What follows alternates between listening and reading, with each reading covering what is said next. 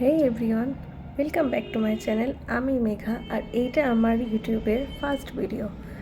এইখানে আমি অনেক কিছু ক্রিয়েটিভ করার তোমাদের জন্য চেষ্টা করব, ডেইলি ব্লগ আনবো, কখনো কখনো কোনো রেসিপিও শেয়ার করতে পারি। তো চলো আজকে ভিডিওটা আমি এখান থেকে স্টার্ট করছি। তো আজকে আমি যাব রাস মেলায়। আমাদের এখানে এখানে রাস বসে। কালীবাড়ি একটা জায়গা আছে, মায়ের তীর্থস্থান, সেখানে সবাই বলে আজও সেখানে নাকি মা থাকেন। মাকে দেখাও যায় মাঝে মাঝে। তো চলো আমার সাথে সাথে তোমাদেরকেও আমি নিয়ে যাচ্ছি আজকে সেখানে। তো চলো দেখা যাক। এখন কিন্তু আমরা রেডি হয়ে বেরিয়ে পড়েছি রাসমেলায় যাওয়ার জন্য। আজকে আমি, আমার মা, কাকিমা, মাসি আর বোন যাচ্ছি সবাই মিলে। প্রত্যেকবারের মতন একই ব্যাপার, আমি সবার আগে বেরিয়ে যাই, তারপরে আমার মা কাকিমা আসে, আমি বাইরে দাঁড়িয়ে থাকি। তো এখন আবার গিয়ে ওয়েট করতে হবে আমার মাসি আর বোনের জন্য। তারপরে ওরা চলে এলো, আর আমি দেখো এই রাস্তা দিয়ে যাচ্ছি। জানো তো, এই রাস্তা কিন্তু যখন লকডাউন হয়েছিল তখনই বন্ধ হয়ে গিয়েছিল। প্রায় অনেক বছর পরে আবার এই মেলাটা শুরু হয়েছে, তাও অনেক কিছু ঝামেলার পরে শুরু হয়েছে। চলো আজকে নিয়ে গিয়ে দেখাই তোমাদেরকে সেই মন্দিরটা। ওই দেখো আমার বোন আর আমার মাসি, আর এই আমার কাকিমা, আর ওই পিছনে হচ্ছে আমার মা। চলো যাই। আর এই দেখো, এই হচ্ছে আমার বোন। এই একটা লাজুক মেয়ে, এ তো ক্যামেরার সামনে আসতেই চায় না, ওর নাকি লজ্জা লাগে এইসব করতে, অথচ নিজে লুকিয়ে লুকিয়ে রিলস বানায় ফোনে। আর এই দেখো, এটা আমার মা। এই দেখো, আমরা কিন্তু চলেই এসেছি রাসমেলায়। এটা হচ্ছে গেট, আর সামনে থেকে কিন্তু জিলিপির দোকান। যত ভেতরে যাচ্ছি দেখো কত বেলুন, রং বেরঙের, কত রকমের ফুল, কত কিছু, কত শোপিস থেকে শুরু করে সমস্ত রকমের জিনিসপত্র। এই দেখো কত রকমের বাচ্চাদের খেলনা, লাইট, পিকচার্স, বেলুন, নানান রকমের পুতুল। আর এই দেখো, এইখানে দেখো কিছু পুতুল দেখা যাচ্ছে। আমরা কিন্তু ছোটোবেলায় এইরকম ধরনের পুতুল কেনার জন্য খুবই বায়না করতাম, আমি তো করতামই। দেখো এখানে কত রকমের ব্যাগ দেখাচ্ছে, দেখো এখানে কত রকমের হেয়ার ক্লিপস, এখানে দেখো কন্টেনার থেকে শুরু করে জিলিপির দোকান, জামা কাপড়ও বিক্রি হচ্ছে মেলায়।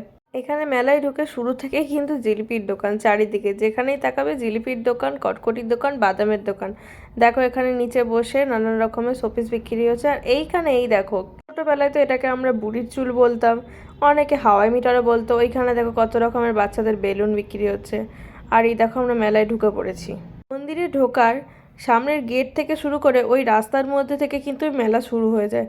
পুরো রাস্তাটা জুড়েই মেলা বসে। তারপরে সামনে মন্দিরের সামনে যে মাঠ আছে, সেই মাঠের মধ্যেও কিছু দোকান বসে, কিছু নয় অনেকই দোকান বসে। দেখো এখানে জিলিপি ভাজছে কাকু গরম গরম। আর এখানে দেখো গুড় কটকটি থেকে শুরু করে বাদাম পাটালি, মালপোয়া থেকে শুরু করে সব কিছুই রয়েছে। আর এই দেখো আমরা এবার এসে গেছি মন্দিরের গেটের কাছে। দেখো কালীবাড়ি লেখা আছে। চলো এই দেখো সেই মন্দির। এবারে ভেতরে যাওয়া যাক মায়ের কাছে। এই হচ্ছে মন্দির, চলো এবার ভেতরে গিয়ে মায়ের কাছে যাওয়া যাক, মায়ের দর্শন করে নিই। এই দেখো, এই হচ্ছে মা, সেই জাগ্রত মা কালী। এখানে যারা থাকেন তারা বলেন গভীর রাতে নাকি এখনও মাকে সেখানে দেখা যায়। অনেকেই গল্প করে, শোনা কথা, যে এখানে নাকি মাকে তারা দেখেছেন।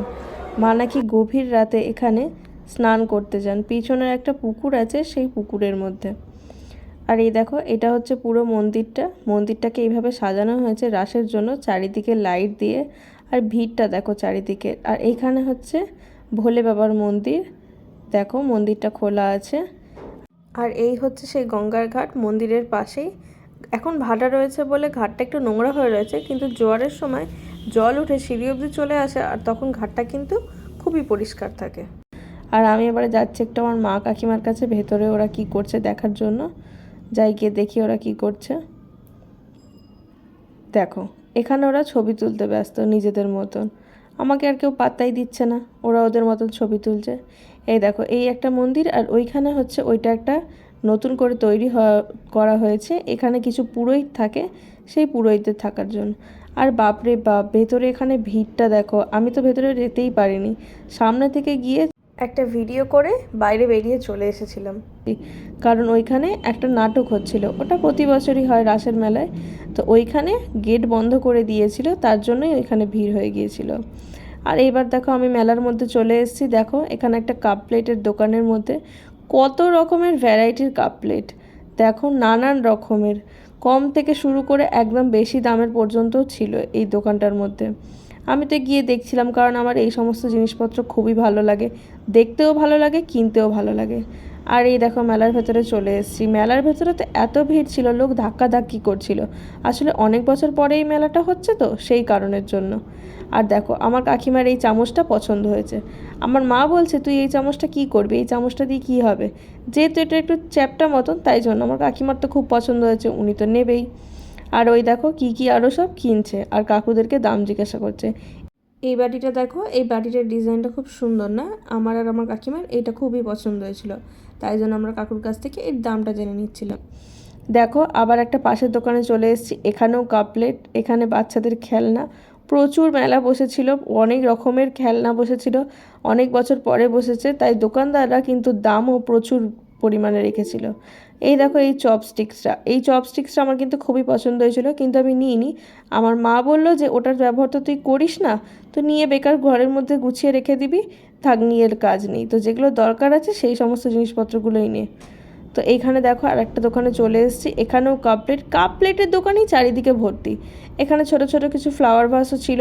আর এই দেখো এই হচ্ছে আচারের দোকান, কত রকমের যে আচার ছিল, ওইখানে গিয়ে দাঁড়িয়েই তোমার ইচ্ছা করছিল যে আচারগুলোকে আমি টেস্ট করি। দেখো কত রকমের আচার ছিল।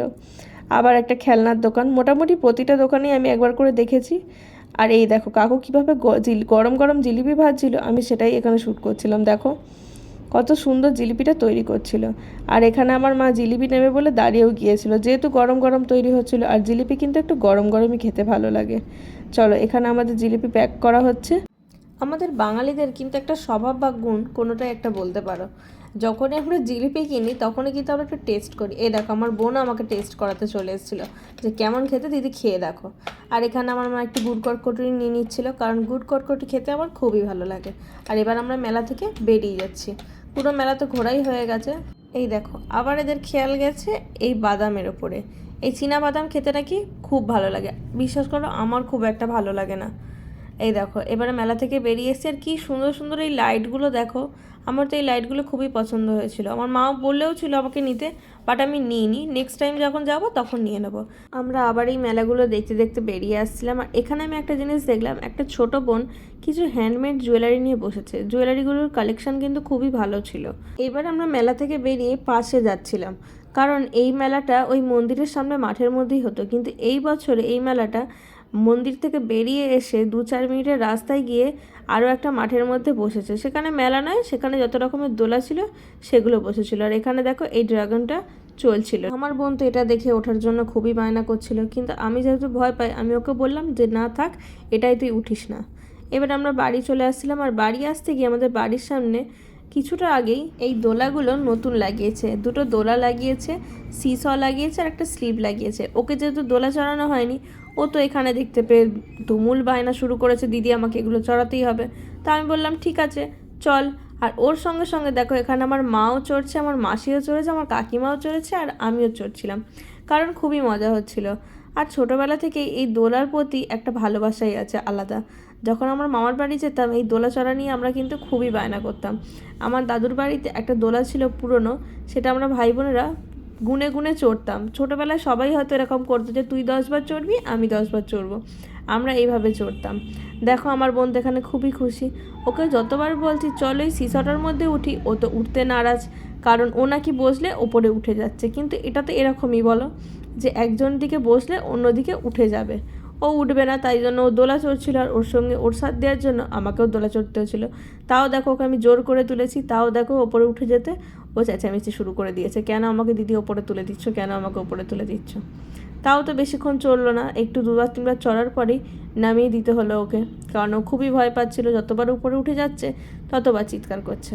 আর এখানেও বাড়ি যেতেই চাইছিল না, ওকে আমি জোর করে নিয়ে যাচ্ছিলাম। তাই জন্য দেখো ওকে আমি বলছিলাম যে আয়, অনেকটা রাত হয়ে গেছে, এবার তো বাড়ি যেতে হবে। অলরেডি আমাদেরকে ফেলে আমার মা মাসিরা আগেই চলে গিয়েছিল, কারণ ও অনেক লেট করছিল। চলো আজকের মতন টাটা, আবার পরে দেখা হচ্ছে।